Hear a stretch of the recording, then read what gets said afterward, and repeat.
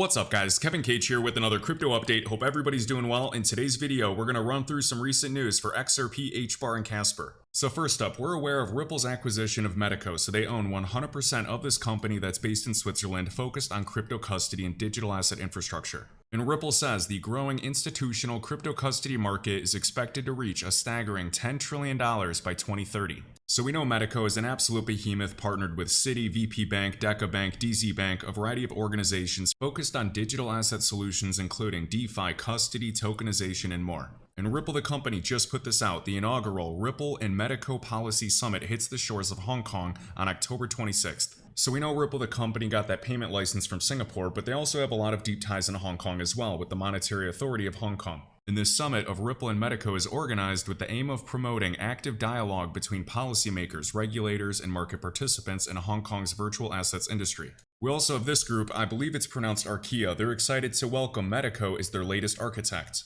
So Ripple's company Medico will leverage the Archaea suite to offer smooth and reliable services on Hedera to enhance operations and develop new functionalities. So Hedera put out a blog earlier this year introducing Archaea, empowering developers on Hedera with tooling and enterprise-grade infrastructure.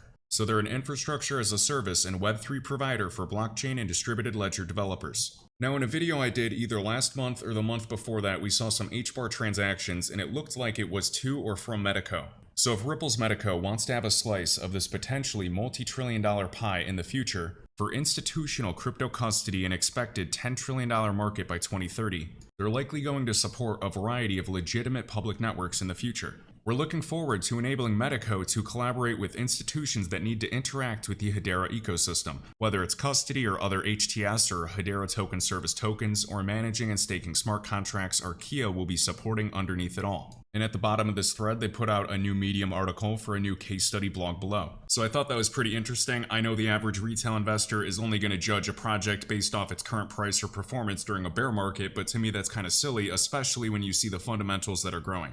Also, Ripple just put this video out, a 1-minute video explaining the capabilities of blockchain, and this is the head of engineering for RippleX. Shared by Cowboy Crypto. To no surprise, this gentleman spent over 7 years over at BlackRock, where he's a developer of software engineering, and then we can also see portfolio management technology. And RippleX shares that extensive performance testing of the XLS30 AMM or automated market maker has now been completed.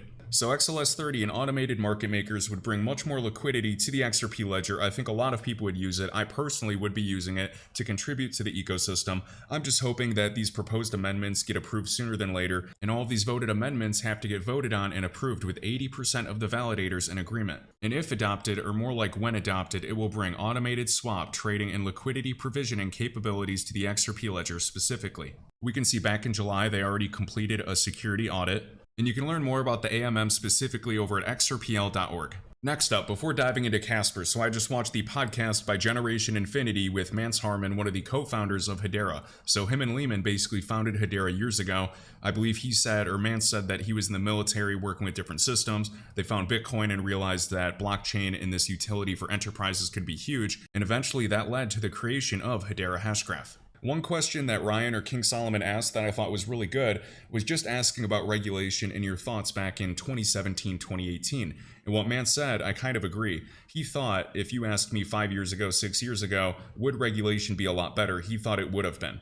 And the US is getting there. There's progress in a variety of other countries. But if you had asked him 5 or 6 years ago where regulation would be when we were in 2017, 2018, he thought we would be a lot further ahead. He also noted that supply chain for enterprise customers has been really taking off. They have several large clients, and some of which that are even building applications are not actual council members, so it's actually even further decentralized by the users that are actually building and using these apps. We have Casper Labs that just put out this blog, and we'll also talk about the IPv patents, titled Overcoming Supply Chain Pain Points with Blockchain. So there's not even a doubt in my mind that the entire supply chain industry is going to leverage blockchain and even leverage some public networks to a certain degree. The question is which ones, which projects have the best toolings, the best features, and which ones are easiest to integrate into. The supply chain industry is massive and there's likely going to be multiple winners. So by connecting databases, ERPs, or even lifecycle management systems into blockchain to read and write information between the blockchain and enterprise systems, you're going to be able to have much better transparency.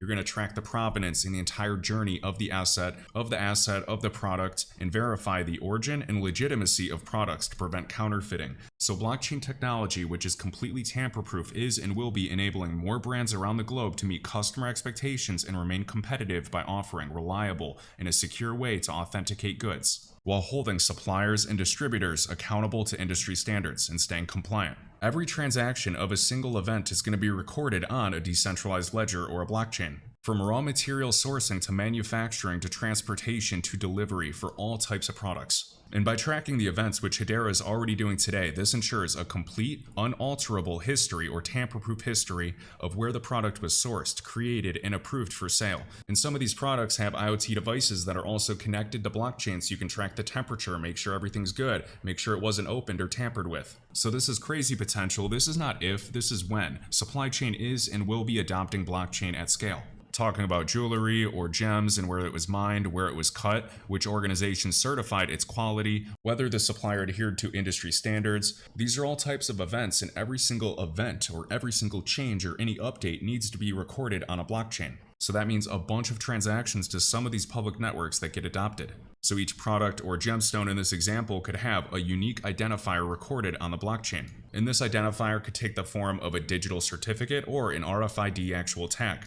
I could go through this whole article, but you guys get the gist and how powerful blockchain is and will be in the future. So when we talk about enterprise blockchain and the adoption at scale, what does at scale actually mean? It means the widespread integration and use of blockchain technology across large organizations or industries. This involves implementing blockchain solutions and applications in various aspects of business operations. So not in a single industry department, this could be impacting supply chain, transactions, data management, accounting, finance, human resources, among others, to improve efficiency, security, and transparency. So when we talk about blockchain adoption at scale, we're not there yet, and that's why there's a huge opportunity over the coming years. Blockchain adoption at scale doesn't mean it's just isolated in use cases or certain pilot projects with a few central banks. That's great to see, and that's a necessary stepping stone. We're talking about being fully integrated and operationalized across the enterprise itself, impacting multiple departments, stakeholders, and sometimes even across different organizations or in a network of their ecosystem and their partners. So bottom line, adoption and developments are happening today, whether or not you believe it. You don't have to believe it in a bear market, you can stay cynical, but this is happening regardless. People can focus on current price and not think that blockchain is going to make a difference, but they're focused on the now and not the future. So now let's take a look at IPWE, a Casper partner and Hyperledger Foundation member alongside Casper, with one of the largest patent repositories in the world for patents and intellectual property for companies like Koch Industries, Nike, Toshiba, etc. We can see that IPWE and Deloitte are collaborating.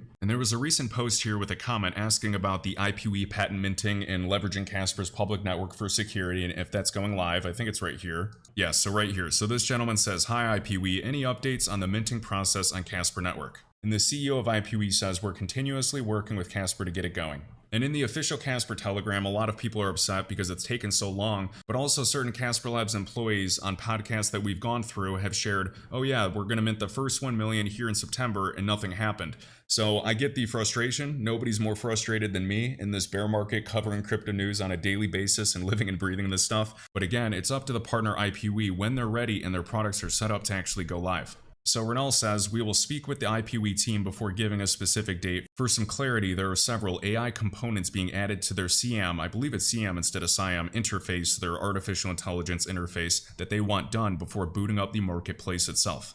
And the official Casper wallet will be launching their mobile application shortly for anybody that uses the CasperWallet.io as the browser wallet, which is what I use. And just looking at the altcoin market, so this is the market capitalization of every crypto asset combined except for Bitcoin, so just the altcoins and their actual performance. If you go on TradingView or charts.cointrader Pro and you look at history over the past 2 cycles, and you can see how long some of these accumulation schematics lasted. The previous cycle, if you measure as it's falling, it took over 700 days. Currently at these lows, we're over 500 days. Now your guess at timing is as good as mine, but bottom line is I am not selling 100% of my holdings out of frustration or capitulating at lows or near even bear market lows. I've seen on Twitter people announcing I've sold 100% of my QNT or whatever other asset they're frustrated with because of a bear market, and I saw this last cycle. Sometimes it works out, sometimes it doesn't. In hundreds of days, being in accumulation, whether it's trending down or even in a trendless market just going sideways, that's complete boredom. Plus all of the other fears and black swans we've had over the last 2 years, it's a perfect recipe of bad news, terrible price action, but also boredom.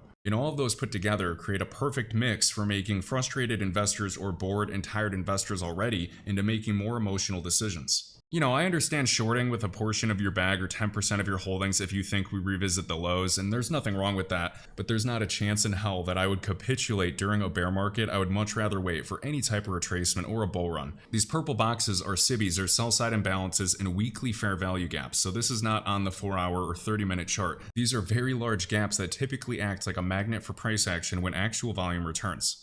And unfortunately, we know there's a lot of retail investors that are new to markets in general, and they tend to get very bearish near bear market bottoms. It doesn't mean it can't go lower, but keep in mind when the altcoin market has already been trending this long compared to other cycles, and it's already done that massive 60-70% drop in crazy distribution structure, and we're clearly in accumulation. I'm just playing the waiting game. We're at 500 billion. There's open gaps between 700 to 900 billion, over 900 billion, and even over 1 trillion. So today I took an emotional screenshot of my sentiment, but also just reading sentiment on social media across the board. And this happens every time, and I'm a victim of it too, but I guarantee when the altcoin market, when Bitcoin, when a variety of assets start recovering, even closing this first gap, and some alts are up 2 or 3x from their lows, everybody's going to be bullish again. When the time to be most bullish and get the highest ROI was before those moves. And during this bear market, this is the crypto market cap, we can see that we retraced 50%. Previous cycles we retraced much higher. So we did about a 50% retracement from January until April. Well, when the altcoin market recovered 50%, some assets maybe recovered 10%, 50%, but others went up orders of magnitude higher.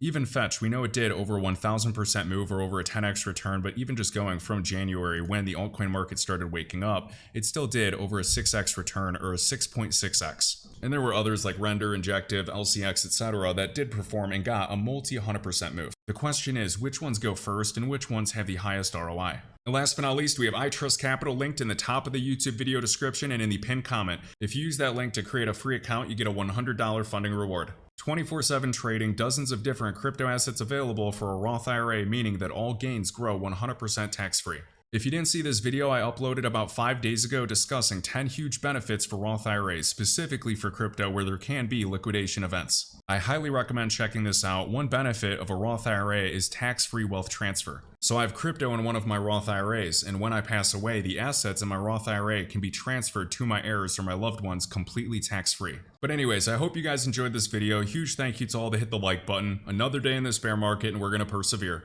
If you enjoyed this video, I'd greatly appreciate if you could hit the like button, let me know your thoughts down below, and my link tree is linked in the top of this YouTube video description, with all links, crypto resources, and discounts. I'll catch you in the next one.